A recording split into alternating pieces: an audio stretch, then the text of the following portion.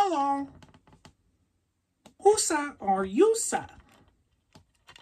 Misa Jar Binks. Today, you're going to hear why I am underappreciated. And why, sir, you need to respect me more. I know you all think I'm stupid and clumsy, but that's what makes me fun. I'd say you like me more than you will say. Major Star Wars fans hate me, therefore you say you do to be cool. Well, that's about to end. May I present the person who will defend my honor and defend that I am a great character in Star Wars lore. Welcome to Fandom University, Defending 101. Misa present Peter Zimmerman, who will explain and convince you, hopefully, that you're all wrong and I'm a great character and should be respected more. Take it away, Peter Zimmerman. Thank you, Jar Jar, for that warm and very interesting introduction. I hope that I can make you proud and prove to people why you deserve to be more respected and more loved within this franchise. Like Jar Jar stated, I truly do believe the hardcore fans have done him a disservice and thus caused other members of the Star Wars community who just love Star Wars in general and do like this character to hide that fact. And I will not stand for this anymore. Well, I guess in these circumstances, I'll sit so you can see me. But on a very basic level, here's the thing about Jar Jar. He's funny. He's lovable. He has a childlike wonderment and naivete to him. And it shows these fears that young kids have. He's also so similar to other characters, both in the Star Wars canon itself and just other fandoms and other basic stories or cartoons, books, movies that we love, that it doesn't make sense to me why they get a good reputation and he doesn't. People have a love for the original trilogy. And I think that's a big reason why not just the prequels or the sequels get bad reps, but that's why new characters aren't as easily accessible or as readily acceptable to them if it's not one of the original characters, if it's not related to an original character, if it's not part of something we know from the original trilogy. It is to be blocked off, forgotten. It is not good at all. So in this video, I'm going to talk about 3 specific things to put my point out there as to why I think Jar Jar is a great character and why Star Wars needed him. I'll also read some comments from other people who enjoy this character as well, along with a special guest video. So, first we're going to talk about why he works in the Star Wars lore or in the movies, similarities to other characters within the films and other media, and finally, I'm just going to talk about why I personally love him and why I just get a kick out of this character. So, like Jar Jar said, welcome to Defending 101. Today's topic, we're going to talk about the unappreciative joy of Jar Jar Binks.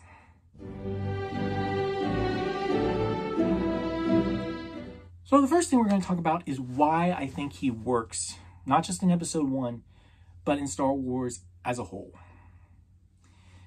There are multiple reasons that this character works. There are some that come up in episode 2, episode 3, books down the line that explain the character more.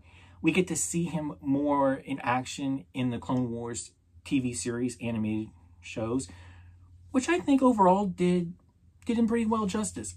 especially the episode, I think it was his first main episode, where everyone thought he was a Jedi, and that spooked the Separatists. That's comedic gold for me, and that is the type of character Jar Jar is. But I will leave that for our surprise guest to talk more about. But for me, if we focus just on episode 1 for the purposes of this video, he is the comedic relief of that movie. Every single Star Wars film has comedic relief. You might say the original trilogy, that Han was comedic relief in a certain degree. There are many other characters, maybe Poe later on in the sequels. But I would argue that there's no doubt C-3po and R2d2 really were the comedic relief in all the Star Wars films, except for this one. And that's because they don't show up till, well, 3PO doesn't show up till at least halfway through. R2, he shows up, doesn't really do anything comedic because he doesn't have C-3PO yet. And that's the thing about the two of them. I really feel like their comedy works better together. They're still great characters, but they work better together. So you needed to have that character that was specific to this film to help drive the comedy from the very beginning. Because one thing I've always said about any movie, whether it's horror, drama, a dark horror film, I mean, just anything. I'm blanking. Even a romantic movie. And I'm not just talking about romantic comedies like a really, really girly movie. You gotta have moments of comedic relief in there so that if a movie's too serious, people have a chance to relax and laugh. And that's what Jar Jar is in this movie. He is the comedic relief, and I love it. He does exactly what he needs to do. From the moment we see him, he plays that role perfectly. And that's what he's meant to do, at least in this movie from the start. Then there's also the added benefit or the added aspect of Jar Jar, where he adds another alien race to the galaxy and their culture. Let's be honest. We really didn't get many different aliens in the original trilogy. There were some, but a lot of them were humanoid to a certain degree, or you could tell, oh, that's a person in a costume. That wasn't the way with Jar Jar.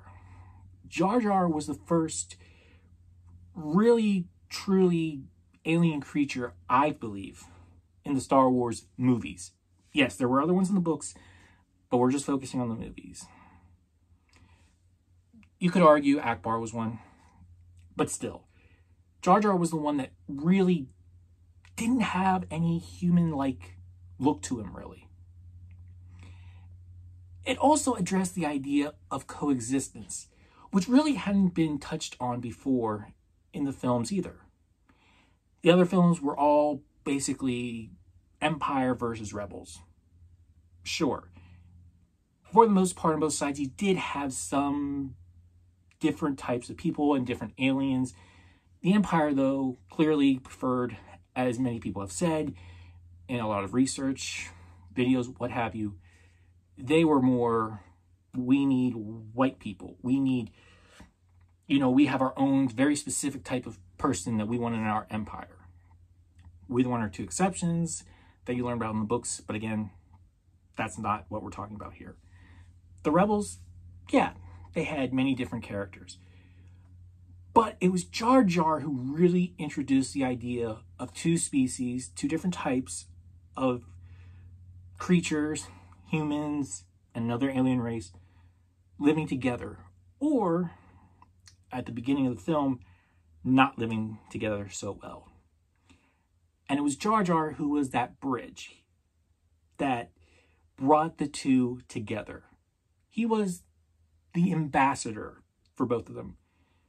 He helped the Naboo really realize that, hey, we do have these neighbors. We've got Gungans here. That we should embrace them. That we need to be friends with them. That's what that whole ceremony at the end of the movie is about. Where Boss Nass raises the orb and says, peace. The world that we live in today definitely could use a lot more of that. And that's the first time I believe Star Wars really touched on that. And Jar Jar was a big part of that. I mean, in the later films, he does become a senator. So that right there shows how Naboo is embracing different cultures, different species, all living on the same planet. Now, people, of course, will need to mention he was banished. Okay, so that was a plot point. The banishment worked to get him out of the swamp, out of the city, so that he could observe the world around the Gungans. Now, I'm sure that wasn't, like, first and foremost on George Lucas's mind. Maybe it was. But if you really think about it, yes, that was a plot point, but it needed to happen. And it was an interesting way to get him out so that we could have a Gungan bring the Naboo together with the other Gungans. It worked. And yeah, it was fun. And he was banished because he was clumsy. It worked. Maybe it wasn't the greatest excuse, but you know what? Star Wars is meant to be fun overall. Not to take itself too seriously. And that's what we have here. We have a character who's clumsy, therefore everyone goes, bye-bye, you're gone. And let's be honest. It's not like we don't think that about people at times too. For another reason is for longtime fans, they know the world. They know the universe. They know about Jedi. They know about Sith. They know about the Empire and the Rebels and the Republic and the story overall. They know about the Skywalkers and the Solos, and they know all of this. But it's kind of like Stan Lee said about comic books, that every comic book is somebody's first comic book, which is why in the front they do include a small paragraph about the origin of the character so you know how he at least came to be, or she. That's the same way with these movies. Every Star Wars movie is somebody's first one. Jar Jar were the people who had never seen a Star Wars movie or knew very little about a Star Wars movie. He was their eyes into this world. Like I mentioned, he was naive. He didn't know anything about the outside world. Outside of where he grew up, the swamp, that area where the Gungans live, he knew nothing. It was him that went out. He went into space, which no Gungan had done before, that we are aware of. He visited 2 other planets in the movie, Tatooine and Coruscant. He saw how other people lived. From the very beginning, you have Qui-Gon say at one point, where he's freaking out. He's freaking out, like, he's always a bigger fish. We're all gonna die. We're all gonna die. Qui-Gon says, relax. The Force will guide us. And he goes, oh, Misa dig the Force. Because it's something he doesn't know about. And let's be honest, Episode 1 probably was some people's first Star Wars. So they had no idea what the Force was. They didn't know what a Jedi was. So that was another benefit that Jar Jar brought to this movie. Sure, maybe you could have had Anakin be that character. You could have had multiple other characters play that role. But Jar Jar is the one that really embraced that. Everything around him was new and exciting. I mean, he saw that, I think it was like a toad's leg or feet, something like that, on Tatooine, and he just shot out his tongue to eat it. He didn't know any better. All this is just so funny. There's so many moments. I could talk about all of them. But let's move on. You know, as for the prequels, honestly, I don't hate them. I really don't. But I will admit, after going back and rewatching Episode 1, it is the slowest of the prequel films. There's not as much action as later films. There might not be as many lightsaber battles as later ones that we would want. I get that. There's a lot of talking. But that needs to happen. But again, that might be for a different video. So Jar Jar is there to break up the monotony of it. He's there to create these comedic moments, like I said earlier. And let's just take the example of when he first shows up. You've just had the first 10, 15 minutes of Jedi going into the Trade Federation ships. Waiting and waiting to talk to them. Then they attack. They destroy all these robots. Battle droids, get on a ship, come down to Naboo, and then Qui-Gon runs into Jar Jar, and the adventure takes off. Kind of slow beginning. Not the excitement you really probably are expecting from a Star Wars movie, or what grabs you, and brings you into the film. But I bet the comedy with Jar Jar did. Don't deny it.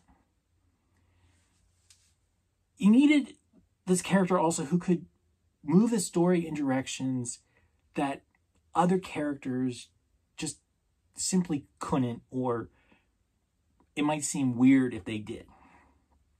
For example, the most obvious and the biggest one is in episode 2, where Jar Jar says, Misa say we need to give Chancellor Palpatine emergency powers. I know that's not the line, but that's what I remember. Changes the course of the film. Changes the course of history of the Star Wars universe. Now, if anybody else had done that, or any other characters that we knew, I don't think it would have gone over or would have worked quite as well. Let's just say, like, Amidala wouldn't have done it. Organa wouldn't have done it. The only person that maybe would have done it was Anakin, but that wouldn't have made any sense. Okay, let's go back to episode 1. Who was the one that brought the Naboo to the Gungans and knew where their second place was? It was Jar Jar. It was Jar Jar who brought the two together. When he did, Boss Nass promoted him to being a general. He was a key part in the battle, regardless of what you think about his actions, which we'll talk about later. So Jar Jar was a very important part in this film. There's also, in the real world here, there's many different types of people. So why shouldn't there be different types of creatures and characters in the Star Wars universe? Let's be honest. There's plenty of crazy, kooky people out there that we just look at and be like, huh? Really? There's people that we laugh at. Don't deny it. I admit I do it. Heck, I'm probably one of the crazy ones. I'll admit, some people would call this crazy. So why not have a character like that in Star Wars? I bet if you thought about it, up until that point, we really pretty much had the same type of characters. We had evildoers and we had good people. We had heroes, we had villains. Yeah, we had some people that joked and we had some variation on that. But at their base level, they were basically the same. Jar Jar was not. Jar Jar broke the mold. And it's a good thing he did, because we needed a ton of new characters in the Star Wars universe. I believe he allowed characters, I can't remember the name, but Obi-Wan's friend in episode 2 that he goes to see at the bar. Might not have happened if it wasn't for Jar Jar. I'm sure if you thought about it, there'd be characters that, yeah, they might have happened, but Jar Jar paved the way for them. And I should include the Gungans in general as well in that. Yeah, maybe. I wouldn't be surprised if some of you are arguing, again, Akbar or the Ewoks or Yoda. But they were only a few characters. They didn't have overall, they weren't a major presence in the film. Which, yes, they all played very important parts, especially Yoda. But Yoda was one character. The Gungans are a species. That's not to say that one person or one creature doesn't make a difference. I'm just saying, this was a whole new species. Let's just say, I'll go with the classic example here also. Jar Jar is that fun, lovable, crazy uncle you got that when he's around, things just go berserk. They go crazy. You like having him around, but there are points where it's like, okay, enough is enough. Because yeah, I could see you getting sick of Jar Jar if he kept doing that through episode 2 and episode 3. But that doesn't mean you don't like him. You don't not like your uncle. Deep down, you like all your family members. I'm sure. Same thing with Jar Jar. He's just that crazy, lovable member of your family that you're like, oh, well, here he is again. He's the character that's full of joy and wonderment. He's naive at times. And I'd say he can't always see the danger that he's in. He can't always see the danger he puts others in. Which actually sometimes helps. Not necessarily the putting others in danger part, but he can't always see the danger he is in. Sometimes that's good, because then you can just move right through it. Also, he is not Darth Jar Jar. Just wanted to put it out there. I don't believe that at all. He's also the first character that really has a speech impediment. Yes, okay, fine. You might say, well, Yoda did. No, but you could understand him. Words were just reverse. I don't really consider that a speech impediment. Okay, fine. General Akbar. Again, you could pretty much understand him most of the time. It was just his fluctuations, his, let's call it accent.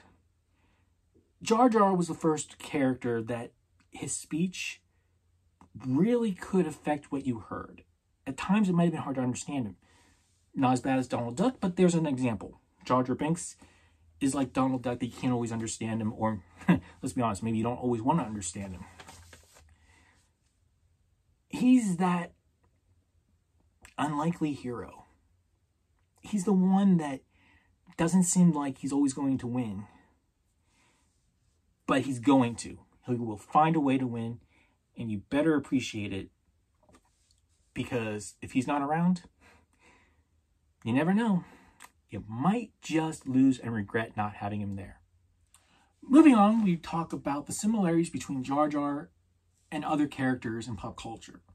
Because I've never understood why you couldn't accept certain characteristics in Jar Jar, but yet they're exactly or similar in other characters. Why do you like him in this one, but not in this one? So, let's start with some Star Wars characters on this May the 4th be with you day, which, May the 4th be with you all. And the first primary ones we're going to talk about, I mentioned earlier, are C-3po and R2d2. They're the comedic relief in the original trilogy, but they don't really play a major part in that first film. C-3po isn't even in most of episode 1. Episode 2, he comes in about halfway through, but these two don't quite have the bond yet that we know they will have. By episode 3, that bond has pretty much cemented or become closer to that one that we know. The reason, because they're barely in that first film, that's why Jar Jar took their place. But let's look at some similarities in situation-wise. So, for example, R2 in that first film. And by first film, I mean episode 4, Star Wars A New Hope. R2 is captured by the exact same Jawas that happened to capture C-3po. Seems like dumb luck to me. Just seems like a plot device to me. Okay, C-3po one. C-3po's head in episode 2 gets put on a battle droid. And he's out there shooting people. He's like, I'm so sorry, I don't know what's going on. That's funny. So, why aren't these similar situations that happen to Jar Jar just as funny? I mean, okay, let's think about it. He just so happens to run into Qui-Gon. He could run into any other character, but he happens to run into Qui-Gon, thus starting his relationship with everybody else. Plot device. Seems like the exact same thing that I mentioned with R2 and Jawas and C-3po. Okay. I know a classic moment that's going to come up is him fighting all the battle droids, and how he's got one connected to his foot, and every time he ducks down to high, he shoots another battle droid. Dumb luck. Yeah. Wasn't it just kind of dumb luck, even though in this situation it wasn't really luck, that C-3PO's head got put on a battle droid and R2 happened to be there to fix it? It just... These situations are similar in how they happen and why they happen. But yet, we are perfectly okay and we accept situations with C-3po and R2d2 that we're not accepting with Jar Jar? How does that make sense? C-3po and R2d2, they help to initiate Luke's involvement with the rebels, with moving away and going to explore the galaxy and learning the ways of a Jedi. Okay. Jar Binks initiates the Clone Wars. I'm not going to say it's a good thing. I didn't say it was a bad thing. But he initiates it in the sense that, sure, Dooku has already started. He started grabbing plans to join the Separatists.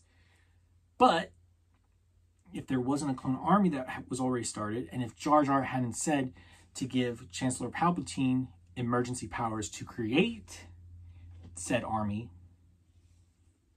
the Clone Wars would have been over like that, and they wouldn't have even been Clone Wars. And who knows? Maybe the Empire would have rised because Palpatine would have figured something out. Maybe not. I don't know. But the fact that Palpatine mentions what senator would have the courage to do that while Jar Jar is in the room, yeah, he knew that Jar Jar would be the one that thinks, Misa can do something good here. Misa will say we need clone army. Okay. Another Star Wars character, Yoda. Before you yell at the screen, before you yell at me, hear me out. The main thing here is the way they talk. They both have unique ways of speaking, like I mentioned. Yoda has word reversal, I'll call it. Jar Jar just has, whether you want to say a different accent or a speech impediment, like I mentioned, he might have. They're the same thing in general. When you look at it from an outside looking into the Star Wars universe, we laugh and we love the way Yoda talks. Why don't we like the way Jar Jar talks? It just doesn't make sense to me. I actually, to be honest, I like the way Jar Jar talks more. I mean, you heard me at the beginning. I love all these phrases. I love how he says things. I mean, when he gets his tongue fried before the pod race, he goes, my tongue is, thank you. Or, we used to have grand army. I just like it. I like the way he talks. I believe that there were probably people when Yoda first talked that thought it was weird. Probably thought it didn't make any sense. Why is this character talking like this? Same thing with Jar Jar. Apparently many people thought that because people don't like Jar Jar. And I'm sure there's more reasons than just the way he talks. But why do you like this thing about Yoda, a Jedi master who teaches Luke and taught Obi-Wan, but yet with Jar Jar, it's a hindrance? Doesn't make sense to me. Okay. If I got brushed back or backfire for the Yoda comment, this one, I know I'm going to. And I'll admit this one is a stretch a little bit. But, hear me out. Chewbacca. Okay, hold me up. First off, yes. 2 different species. They're not human. There. But Chewbacca is a loyal friend. He's a loyal co-pilot. He's willing to do anything for his friends. At the end of episode 7, when Han has died, or I'm sorry, after Han has been killed, spoiler warning if you haven't seen that movie, which chances are, if you're watching this video and you love Star Wars, you have. Chewbacca, yeah, he cries and he tries to kill somebody that he respected because they killed his best friend. But then he becomes loyal to Rey and he embraces Rey as his new co-pilot, his new friend, and their closeness is there. Then he is also the co-pilot of the Millennium Falcon. He's there to help and assist wherever he needs to. I would argue the same thing's true for Jar Jar. Jar Jar is a loyal friend. He says so right at the beginning. Once Qui-Gon saves his life, he's like, "Oh, you just saved my life. I saw your eternal servant." Sure, you don't need the term servant, but right there, it's clear Jar Jar is loyal. He's the one that goes out with Qui-Gon and Padme to look for help on Tatooine. He's the one that's excited when Anakin comes back in episode 2, when Obi-Wan comes back. He goes, "Oh, Misa's so excited. Misa's so happy to see you." He just loves being around people. He's loyal, and some may say to a fault. But that's just who he is. And when you're talking about a co-pilot, I would argue he's the co-pilot when it comes to senators for Naboo. Because, yeah, you start off, you have... Actually, I forget who the first senator... Well, no, the first senator is Palpatine.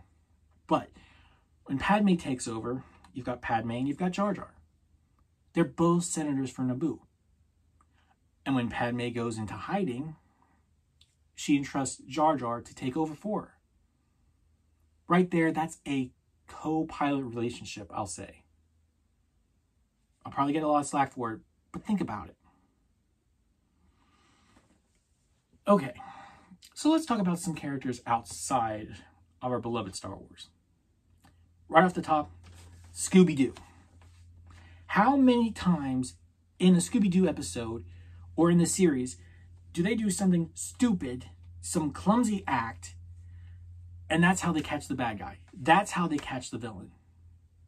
I'd say almost every single Scooby-Doo movie, almost every single episode, that's how they catch the villain. Because they do something stupid, they do something crazy that the villain just does not expect, and therefore they capture the villain.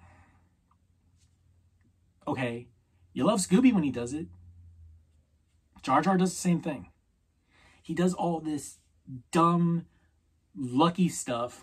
Like I mentioned, big example, the droid battle at the end. The droids he knocks over, pure luck. I'll admit that. But it's dumb luck half the time, like I said, that Scooby and the gang solve the mystery or capture the ghost. Again, Scooby-Doo. Speech problem, speech impediment. We love it. Ruby-Roo! Raggy? Relma? Sorry, I can't do a very good Scooby off the top of my head. But it's the same thing again with Jar Jar. We love it with Scooby. Why not with Jar Jar? And the last one I'm going to put out there is one that I just happened to think of as I was planning this video. And I want to make sure I get this right. It's Cousin Eddie from National Lampoon's Christmas Vacation. You cannot tell me that you don't hate that guy.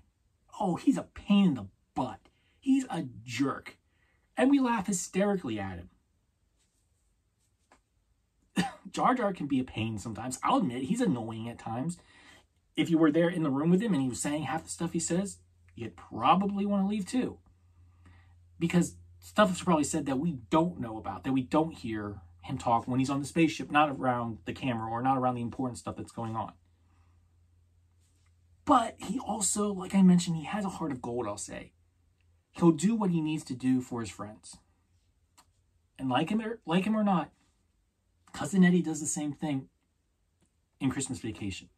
He's so grateful for what the family's doing for him and his, that he does something, even if it's stupid, he does it to try and pay them back for how well they've treated him.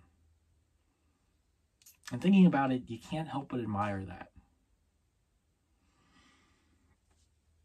So yeah, there may be other ones, but these were the ones that stuck out to me. These were the ones that I remember. These are the ones that I really popped into my head when I started thinking about characters that we love that are similar enough to Jar Jar.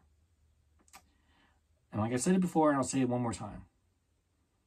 You like these characters. Why don't you like Jar Jar?